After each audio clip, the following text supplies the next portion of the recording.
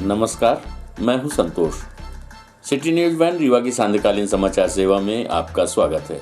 प्रस्तुत हैं आज की मुख्य खबरें। कांग्रेस का नारी सम्मान कार्यक्रम आज से प्रारंभ। महिलाओं को 1500 रुपए देने एवं 500 रुपए में घरेलू गैस सिलेंडर के लिए फॉर्म भरने की प्रक्रिया हुई प्रारंभ। पूर्व मंत्री कमलेश्वर पटेल के मुख्य आतिथ्य में आयोजित हुआ कार्यक्रम।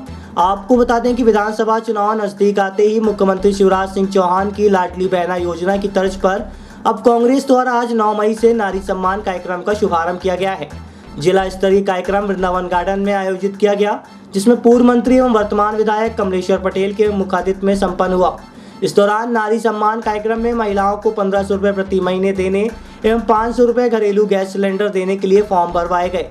इस दौरान रीवा जिले के संगठन प्रभारी मंत्री प्रताप भानु शर्मा, नगर निगम के महापौर अजय मिश्रा बाबा, प्रदेश महिला उपाध्यक्ष कविता पांडे, कांग्रेस पार्टी के अध्यक्ष राजेंद्र शर्मा एवं लखनलाल खंडेलवाल सहित अन्य पदाधिकारी एवं कार्यकर्ता उपस्थित रहे।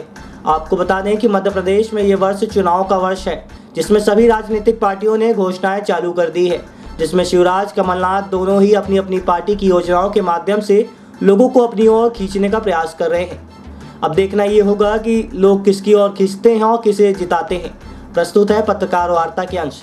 जिस तरह पूर्व में उन्होंने अगर कहा था कि 100 रुपये 100 यूनिट बिजली देंगे तो दे के बताया था, और सब कोई यहाँ पे अगर आप सब भी उसको आप लोगों ने भी महसूस किया है, पूरे प्रदेश की जनता ने महसूस किया है। उसी तरह प्लानिंग करके पूरी तरह से वचन दिया है, कमलनाथ जी वचन दे रहे हैं। आज उन्होंने सुंदरकांड का पाठ कराकर और पूरी महिलाओं की काफ़ी तादाद बहनों के बीच में उन्होंने आज ये नारी सम्मान योजना की शुरुआत छिंदवाड़ा से की है, और इसी तरह ये हर ज़िले में आज हम लोग शुरू करने जा रहे हैं। और जिसके तहत हमारी जो देवियां हैं उनके लिए सिर्फ कांग्रेस पार्टी कहती नहीं है, कांग्रेस सरकार कहती नहीं है, बल्कि करके बताती है। भारतीय जनता पार्टी की सरकार जैसे नहीं है कि बड़े बड़े वादे तो कर दिए, बड़ी बड़ी बातें कही, पर उनका कोई भी किया हुआ वादा धरातल पे आया नहीं। कांग्रेस के खिलाफ बजरंग दल ने खोला मोर्चा। आयोजित हुआ हनुमान चालीसा का पाठ। कांग्रेस ने अपने घोषणा पत्र में ऐलान किया कि सत्ता में आने पर वह पीएफआई, बजरंग दल समेत नफरत फैलाने वाले संगठनों पर बैन लगाएगी। वहीं अब वोटिंग से एक दिन पहले यानी आज विश्व हिंदू परिषद और बजरंग दल पूरे देश में हनुमान चालीसा का पाठ आयोजित कर रहे हैं। बता दें कि बजरंग दल के अलावा विश्व हिंदू परिषद भी हनुमान चालीसा पाठ का आयोजन कर रहा है। बताया गया है कि कांग्रेस और अन्य संगठनों और कार्यकर्ताओं को सद्बुद्धि देने के लिए हनुमान चालीसा के पाठ किया गया। कांग्रेस आतंकवादी विरोधी ताकतों की वकालत और प्रचार करने के लिए खड़ी है, ये कहना है बजरंग दल के पदाधिकारी का। बता दें कि कांग्रेस के कर्नाटक में अपने घोषणा पत्र में बजरंग दल पर प्रतिबंध लगाने की बात कही है, जो बहुत ही शर्मनाक है। कांग्रेस के घोषणा पत्र के बाद राजस्थान, छत्तीसगढ़, हिमाचल प्रदेश और महाराष्ट्र समेत कई राज्यों में कुछ हिंदू विरोधी नेताओं ने बजरंग दल पर प्रतिबंध लगाने की मांग की। बजरंग दल की तुलना राष्ट्र विरोधी आतंकवादी हिंसक संगठन पीएफआई के साथ करना तर्कहीन है। हिंदू समाज इस अपमान के लिए लोकतांत्रिक रूप से सबक सिखाएगा। रीवा कांग्रेसियों को सद्बुद्धि देने के लिए बजरंग दल ने किया सामूहिक श्री हनुमान चालीसा का पाठ। विरोध स्वरूप आज बजरंग दल द्वारा हनुमान शक्ति जागरण का आयोजन रीवा शहर के हनुमान मंदिर, army CST canteen, Boda road, Rewa में संपन्न हुआ। कार्यक्रम को लेकर बजरंगियों ने कहा कि हनुमान शक्ति जागृत हो, राष्ट्रद्रोही निष्प्रभ हो, हरदम सेवा, सुरक्षा, सत्कार के उसूलों में चलने वाले संगठन बजरंग दल पर प्रतिबंध लगाने व आतंकवादियों को समर्थन करने वाली पीएफआई से तुलना के लिए कांग्रेसियों द्वारा अपने चुनावी घोषणा पत्र में उल्लेख बेहद ही तुच्छ सोच का प्रमाण है। इसलिए कांग्रेसियों को सद्बुद्धि देने के लिए बजरंग दल ने देश भर में कुमिति निवार सुमित के संग ही सामूहिक श्री हनुमान चालीसा पाठ का आयोजन किया है। हनुमान चालीसा के पाठ में जबलपुर से पधारे प्रांतीय संगठन मंत्री सुरेंद्र सिंह, प्रांत मंत्री उमेश मिश्रा, जिला अध्यक्ष मनीष मिश्रा एवं बजरंग दल कई कार्यकर्ता सम्मिलित हुए। प्रस्तुत है बजरंग दल के पदाधिकारी से प्राप्त जानकारी के अंश। बजरंग दल के बारे में भी सबको ज्ञात है, लाखों यूनिट रक्त प्रतिवर्ष दान करते हैं। आपके गौवंश से संबंधित इतना ढेर सारा गौवंश को बचाने के लिए प्रयत्न करते हैं, अपने जीवन को दांव पर लगाकर बजरंग दल के कार्यकर्ता उनका अंतिम संस्कार किए, घर घर तक अनाज पहुंचाया, अपना जीवन को की परवाह नहीं की। उस राष्ट्रभक्त संगठन के बारे में इस तरह का बात करना कांग्रेस को शोभा नहीं देता। इसलिए कांग्रेस और उसके जैसे अन्य संगठन एवं व्यक्तियों को सद्बुद्धि आए, इस कारण से आज यह कार्यक्रम हनुमत शक्ति जागरण का कुमति निवार सुमति के संगा, ऐसा कार्यक्रम हम सबने पूरे देश में आयोजित किया है। नकली नोट की सप्लाई करने वाले पकड़ाए, रांची झारखंड और प्रयागराज से 2 आरोपी गिरफ्तार। एसपी विवेक सिंह के निर्देश पर एडिशनल एसपी अनिल सोनकर के मार्गदर्शन में city SP Shivali Chaturvedi, TI Hitendranath Sharma की मेहनत लाई रंग। आपको बता दें कि रीवा पुलिस ने नकली नोट की सप्लाई करने वाले और बैंक के फर्जी अकाउंट नंबर देने वाले 2 लोगों को गिरफ्तार किया है। एक की गिरफ्तारी रांची झारखंड से हुई है, जबकि दूसरे की गिरफ्तारी उत्तर प्रदेश के प्रयागराज से हुई है। फिलहाल पुलिस दोनों आरोपियों से पूछताछ कर रही है। इस पूरी वारदात का खुलासा करने में एसपी विवेक सिंह के निर्देश पर additional SP Anil Sonkar, city SP Shivali Chaturvedi सहित सिविल लाइन थाना प्रभारी हितेंद्रनाथ शर्मा की महत्वपूर्ण भूमिका रही है। इस पूरी कार्रवाई को लेकर पुलिस अधिकारियों ने जानकारी देते हुए बताया कि बीते 29 दिसंबर को बोधाबाग निवासी मोहित मिश्रा नामक युवक को 37,000 के नकली नोटों के साथ गिरफ्तार किया गया था। पूछताछ के दौरान युवक ने नोट की सप्लाई करने वाले सप्लायरों के नाम भी बताए थे, जिसके बाद पुलिस की एक टीम सिविल लाइन थाना प्रभारी हितेंद्रनाथ शर्मा के नेतृत्व में गठित कर रांची झारखंड भेजी गई, जहां से नकली नोट के सप्लायर राजा कुमार को पुलिस ने गिरफ्तार किया है और उसी की निशानदेही पर उत्तर प्रदेश प्रयागराज से आयुष गुप्ता नामक युवक को भी गिरफ्तार किया गया है। बता दें कि आयुष बैंक के फर्जी अकाउंट तैयार कर राजा को उपलब्ध कराता था, जिसके बाद ऑनलाइन नकली नोट का ट्रांजैक्शन किया जाता था। बताया गया कि पकड़े गए इन युवकों के द्वारा नकली नोटों का गिरोह संचालित करने वाले सरगना तक पुलिस पहुंची है, जिनसे पुलिस रिमांड में लेकर फिलहाल पूछताछ कर रही है। ये माना जा रहा है कि पूछताछ के बाद कई बड़े नाम भी सामने आ सकते हैं। अब देखना ये होगा कि पुलिस इस पूरे मामले में कब तक खुलासा करती है।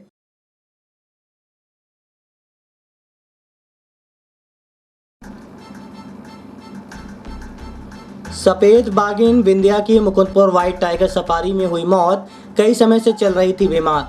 बता दें कि सतना के मुकुंदपुर स्थित दुनिया की पहली व्हाइट टाइगर सफारी में पर्यटकों के आकर्षण का केंद्र रही सफेद बाघिन विंध्या अब नहीं रही है। विंध्या की मौत हो चुकी है। सतना वन मंडल के मुकुंदपुर में बने महाराजा मार्तन सिंह जू कम रेस्क्यू सेंटर और व्हाइट टाइगर सफारी की शान विंध्या की मौत हो गई है। सफेद बाघिन विंध्या पिछले काफी समय से बीमार चल रही थी, उसका इलाज चल रहा था, लेकिन इस बीच 16 वर्ष की विंध्या अपने पीछे अपने यादें छोड़कर दुनिया से रुखसत हो गई। विंध्या की मौत की खबर सुनकर वन विभाग के अधिकारी अवाक रह गए। व्हाइट टाइगर सफारी के निर्माण और विंध्य की धरती को दोबारा सफेद बाघों से आबाद करने का प्रयास करने वाले प्रदेश के पूर्व ऊर्जा मंत्री राजेंद्र शुक्ला भी स्तब्ध रह गए। वह मुकुंदपुर पहुंचे और वन अधिकारियों से इस बारे में जानकारी ली। विंध्या को मुकुंदपुर में ही पूरे सम्मान के साथ अंतिम विदाई दी गई। प्रदेश के पंचायत राज्य मंत्री रामखिलावन पटेल, सांसद सतना गणेश सिंह, रीवा के विधायक और पूर्व मंत्री राजेंद्र शुक्ला ने विंध्या को अंतिम विदाई दी। गौरतलब है कि सफेद बाघिन विंध्या को 9 वर्ष की उम्र में सितंबर 2016 में भोपाल के वन विहार से मुकुंदपुर व्हाइट टाइगर सफारी लाया गया था। इसके अलावा एक सफेद बाघ रघु भी यहाँ था। दोनों को अलग अलग बाड़े में रखा जाता था। व्हाइट टाइगर सफारी में आने वाले पर्यटकों के लिए विंध्या आकर्षण का केंद्र थी। वह अक्सर पर्यटकों की और गाड़ियों की राह में बैठी नजर आ जाती थी। बाद में रघु और विंध्या को मेटिंग के लिहाज से एक साथ भी रखा गया। सितंबर 2022 में भी विंध्या की तबीयत बिगड़ी थी। उसने खाना पीना छोड़ दिया था। हालांकि इलाज के बाद तब वह ठीक हो गई थी, लेकिन अब की बार जब वह बीमार पड़ी तो फिर डॉक्टरों की तमाम कोशिशों के बावजूद उसे बचाया नहीं जा सका। विंध्या को मुकुंदपुर में ही पूरे सम्मान के साथ अंतिम विदाई दी गई। प्रस्तुत है वन अधिकारी से प्राप्त जानकारी के अंश। बाघिन थी, उसको हम लोग यहाँ वन विहार भोपाल से ले आए थे। पिछले करीब 1 साल से ऊपर समय से ये काफ़ी ओल्ड एज समय हो गई थी। 15 साल 8 महीने का एज हो गया था उसका, जब अभी उसकी आज सुबह 3:52 पे शांत हो गई। पिछले 1 साल से ज़्यादा समय से वो अर्थराइटिस का कुछ प्रॉब्लम था, ओल्ड एज के वो इश्यूज थे का राजपथ पे वहाँ पे दिल्ली में मुकुंदपुर जू के उसमें मध्य प्रदेश का मॉडल जो ले गए थे, उसमें इसी टाइग्रिस का वो बना करके हम लोग वहाँ पे प्रदर्शन किया था और उसमें हम लोगों को मध्य प्रदेश को अवार्ड भी मिला। आज उसका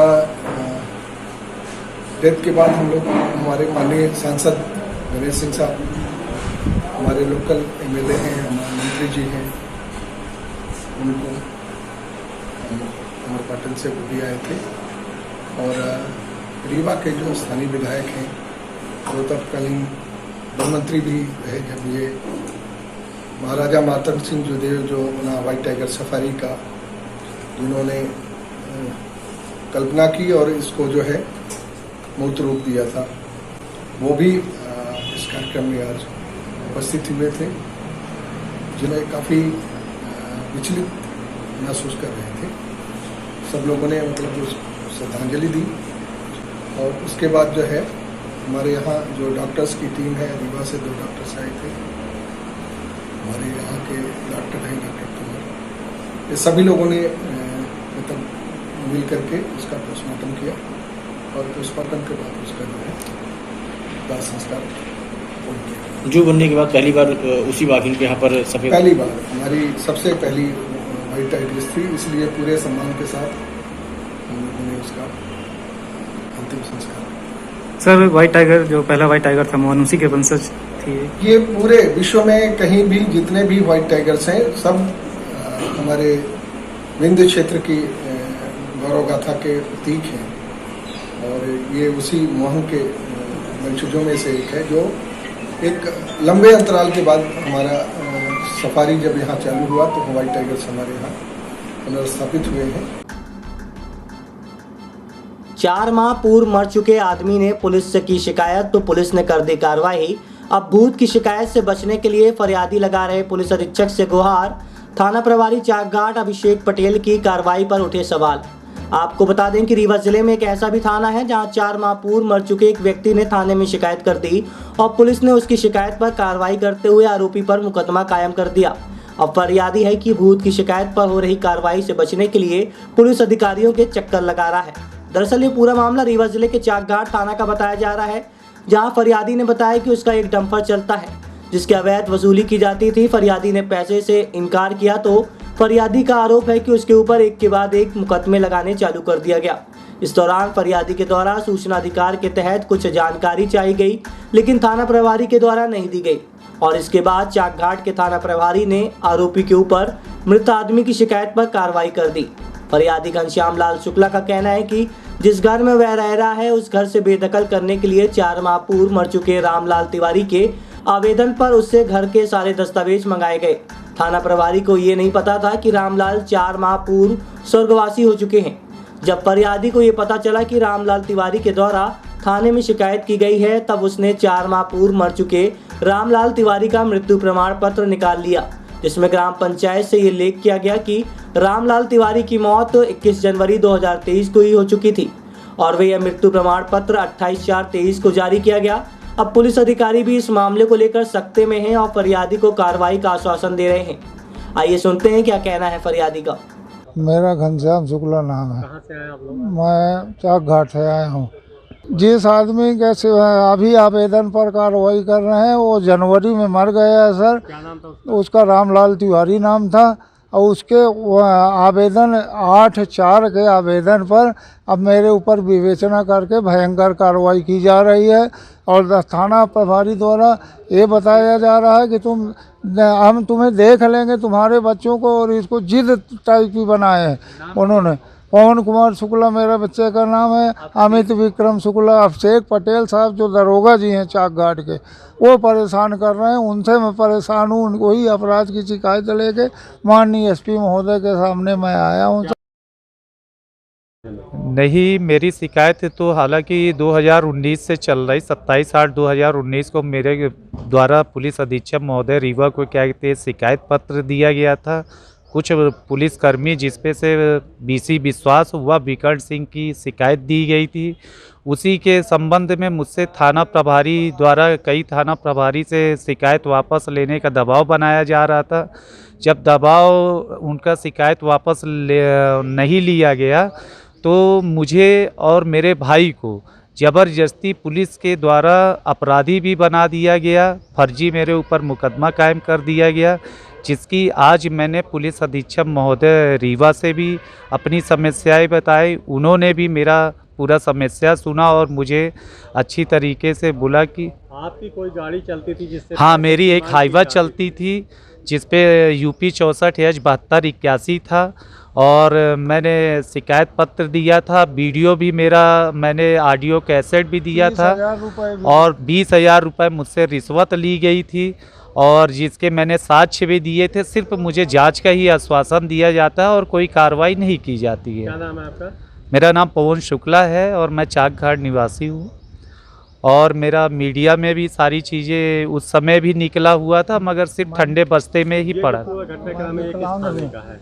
ये थाना सोहागी का है और सोहागी थाने में ही पदस्थ होकर के सारी वो है और अपने से स्वयं की जांच करते हैं। तिलक कार्यक्रम में शामिल होने जा रहे चाचा भतीजे की सड़क दुर्घटना में हुई मौत। रीवा में अपने गांव की ओर जा रहे थे मृतक। चोरैटा थाना क्षेत्र में हुई दर्दनाक घटना। बता दें कि रीवा के चोरैटा थाना क्षेत्र में बीती रात हुई सड़क दुर्घटना में 2 लोगों की मौत हो गई है। बताया जा रहा है कि मृतक रिश्ते में चाचा भतीजा लगते हैं, जो बीती रात्रि रीवा से अपने गांव की ओर आ जा रहे थे। घटना के संबंध में मृतक के परिजनों ने बताया कि संजय पटेल और आशीष पटेल रीवा में रहकर ठेकेदारी का काम करते हैं, जिसमें आशीष पटेल संजय का चाचा लगता है। बीती रात बाइक सवार अपने गांव बेला के पगरा गांव तिलक कार्यक्रम में शामिल होने के लिए जा रहे थे। परिजनों का कहना है कि वह शाम को हमेशा घर की ओर निकलते थे। रात तकरीबन 12 बजे परिजनों को अस्पताल चौकी से ये सूचना मिली कि संजय पटेल और आशीष पटेल का एक्सीडेंट हो गया है। जब परिजन अस्पताल पहुंचे तो दोनों की मौत हो चुकी थी। मृतकों के मौत के कारण सिर में गंभीर चोट होना बताया जा रहा है। ये घटना चोरैटा थाना क्षेत्र के नहर के समीप होना बताया गया। हालांकि अभी तक ये स्पष्ट नहीं हुआ कि किस वाहन ने ठोकर मारी है या फिर वह खुद दुर्घटना का शिकार हुए हैं। इस पूरी घटना को लेकर पुलिस घटनास्थल का निरीक्षण कर रही है। इसके साथ ही मृतकों के शव का पीएम कराया जा रहा है। प्रस्तुत है परिजन से प्राप्त जानकारी के अंश। क्या नाम था आपका? रामा प्रसाद पटेल। क्या घटना हुई? 2 लोग खत्म हुए आपके परिवार के? जी, क्या घटना हो गई? 2 लोग खत्म हुए परिवार के, कहाँ जा रहे थे और कैसे घटना? ये रीवा से घर तरफ जा रहे थे। कहाँ जा रहे हैं? ग्राम पगरा में, थाना रामपुर बघेलान के अंतर्गत आता। वो लोग रीवा में रहते थे? नहीं, घर से एक रहता था रीवा में, लेकिन एक घर चला जाता था। ठेकेदारी करते हैं। घटना कैसे हुई? क्या था वहाँ? काहे को जा रहे थे? वो घर को जा रहे थे तो जो अभी मिली जानकारी के जो इस पार्ट में मिला तो डिवाइडर में ब्लड उसके मिले हैं। डिवाइडर लगा था, वहाँ से बगल डाइवर्सन था, वहीं पर उन टकराए हैं। अब और बाकी स्थितियां नहीं मालूम है। रात के समय की बात। घर में कुछ कार्यक्रम था क्या? वहाँ जा रहे थे जी? नहीं, कार्यक्रम परिवार में था, परिवार में था कार्यक्रम, उनके घर में नहीं था। वहीं शामिल होने जा रहे हैं? नहीं, शामिल लोग डेली घर जाते थे, डेली जाते थे? रोज़ घर चले जाते थे वापस। तो घटना का नहीं पता चला कैसे हुआ है? नहीं, घटना का पता नहीं चला। यह हुआ कि एक्सीडेंट से हुई है बस। आप लोगों को कब सूचना मिली कि ऐसा? हमको 12 बजे के लगभग सूचना यहाँ से मिली, संजय गांधी अस्पताल द्वारा दी गई और पूछने पर पता चला कि ये आपका एम्बुलेंस द्वारा यहाँ भर्ती कराया गया लाके। अभी ये मतलब ये 2 लोग जो परिवार के हैं वो खत्म, तीसरे का पता नहीं है आपको कौन? हमको उसकी कोई जानकारी नहीं है, ना हम लोग घर वाले हैं तो पहचानते भी नहीं हैं।